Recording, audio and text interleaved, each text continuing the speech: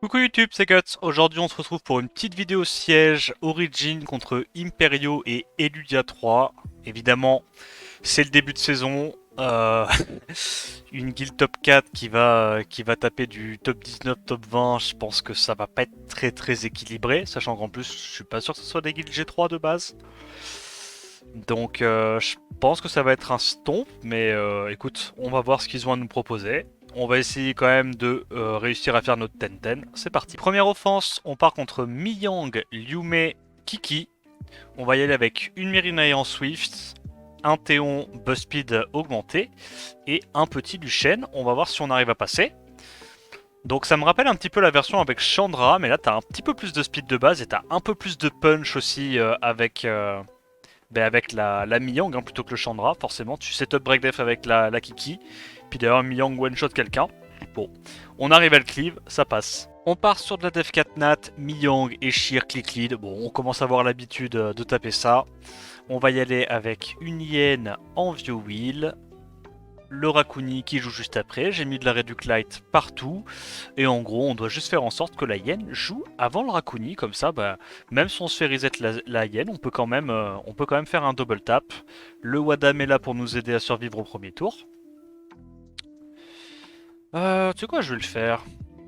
Autant sustain un petit coup. On va aller contrôler la TB cette Miyang. La Miyang a pas l'air du tout tanky, what the fuck. J'ai très peur pour son intégrité physique avec ce buzz speed. Elle a pris un 19k, bordel. Elle s'est fait éteindre. Donc là, elle va se cleanse. Ah non, elle le fait pas. Ah, peut-être qu'elle l'avait déjà fait et j'ai pas fait gaffe, mais il me semblait qu'elle aurait tenté de se cleanse. Ok. Hop, un petit Sorin. 14k, c'est une version très offensive, je pense. Ouais, ça, je me suis fait outspeed. On passe. Match suivant, on part sur du Carcano, Valentis, Savannah. Je me prends pas la tête, j'y vais avec un petit Yunu, un petit Psamat. Puis comme je me dis qu'il n'y a pas de sustain, en vérité, la Camille en last est censée pouvoir gérer à peu près tout. Donc en gros, on a le Yunu et le Psamat qui vont probablement mourir assez vite, faire des dégâts avec leur passif, et puis en revenant... Enfin, une fois qu'ils ont fait ce qu'ils sont censés faire avec leur passif, on gagne avec la Camille. Je vais essayer de sortir la Savannah en premier. Ouais, l'Oblivion est vraiment très fort contre les Beast Riders. Ok, il vient à bout du vilain Yunu. Moi, j'ai pas besoin d'aller le last hit parce que je vais pouvoir le last hit, je pense, avec la Camille, non? Ou avec même encore mieux, le passif du Abelio, ça marche aussi. Voilà, on passe tranquillement. Les défenses où il n'y a pas de sustain, compliqué, hein.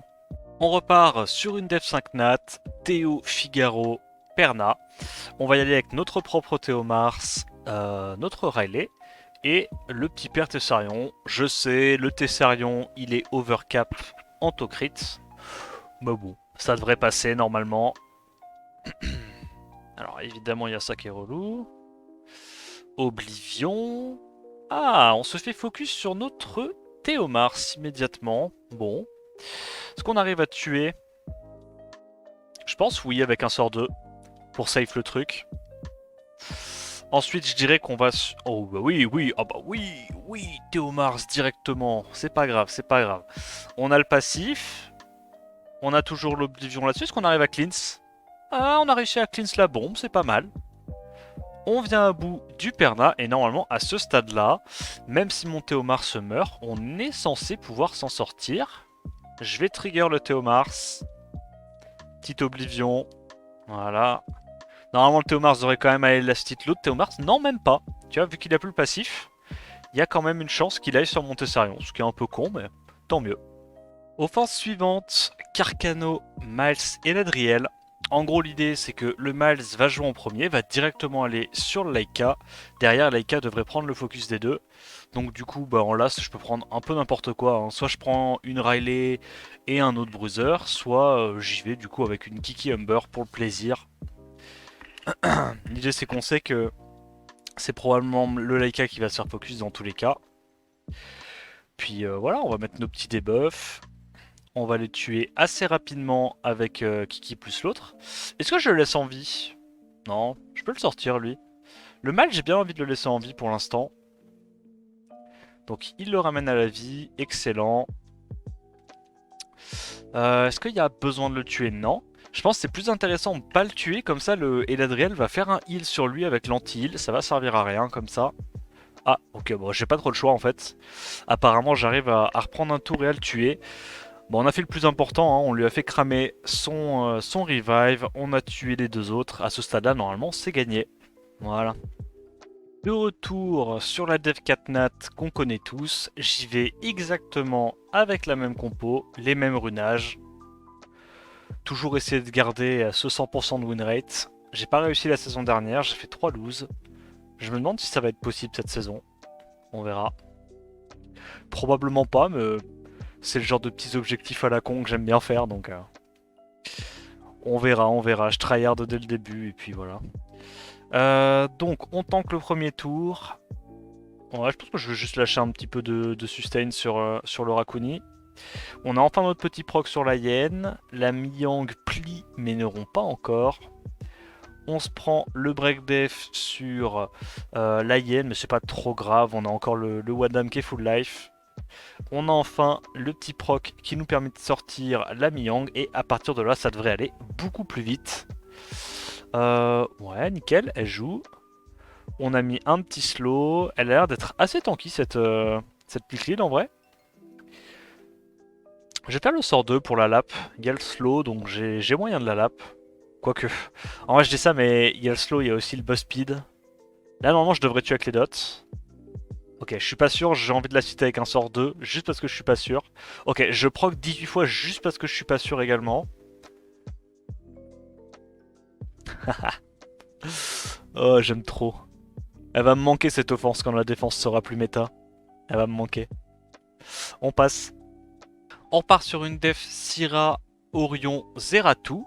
Je vais essayer de cleave. Alors, on a un Jhin rapide avec du dégâts crit quand les HP diminuent, vu que le Jhin va jouer après le Lucian. Le Dova en Swift et le petit Lucian, comme d'hab.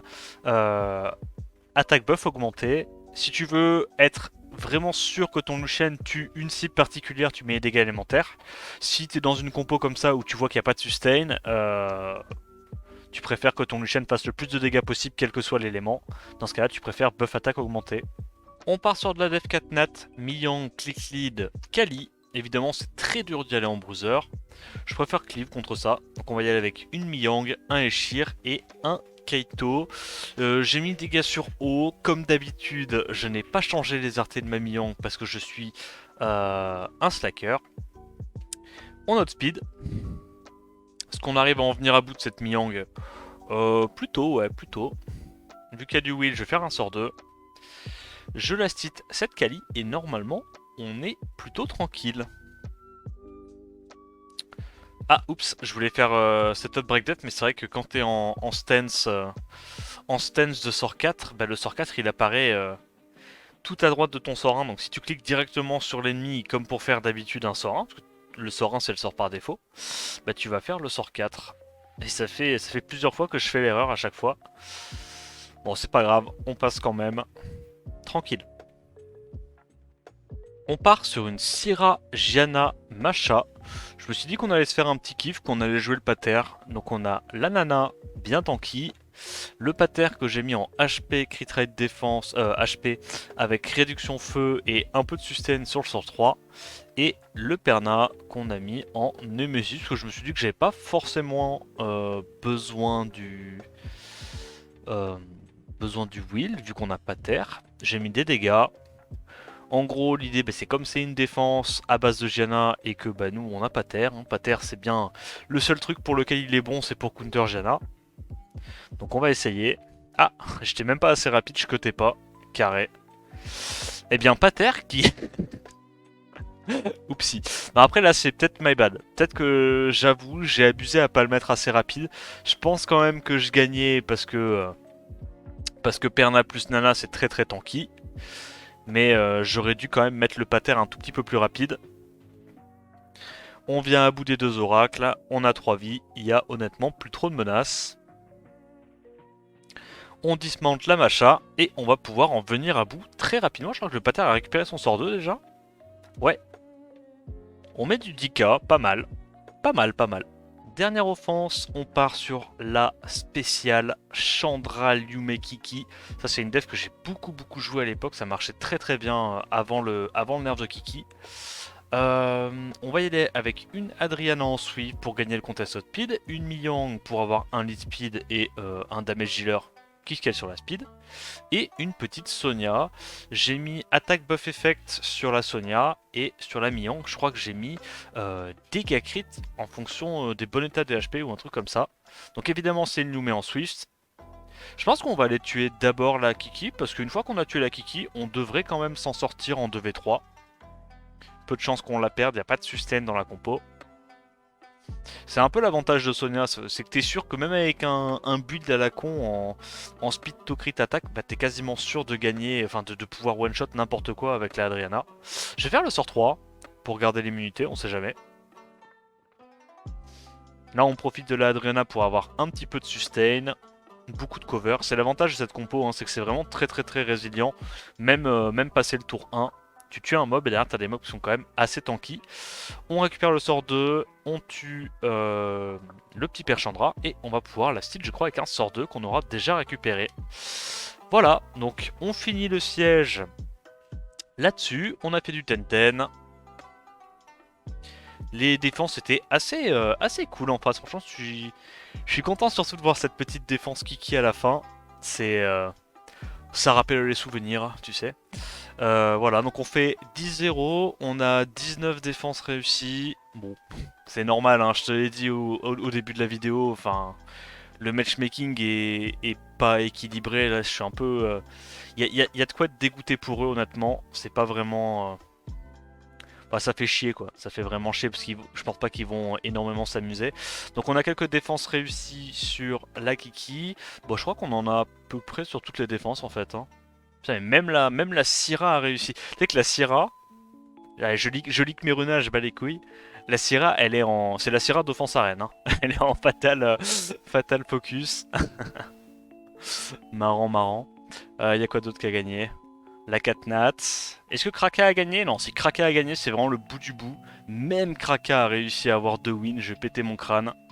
Bref, on arrête la vidéo ici, j'espère qu'elle t'a plu, n'hésite pas à liker, commenter, t'abonner. En attendant la prochaine vidéo, je te dis à plus, ciao ciao.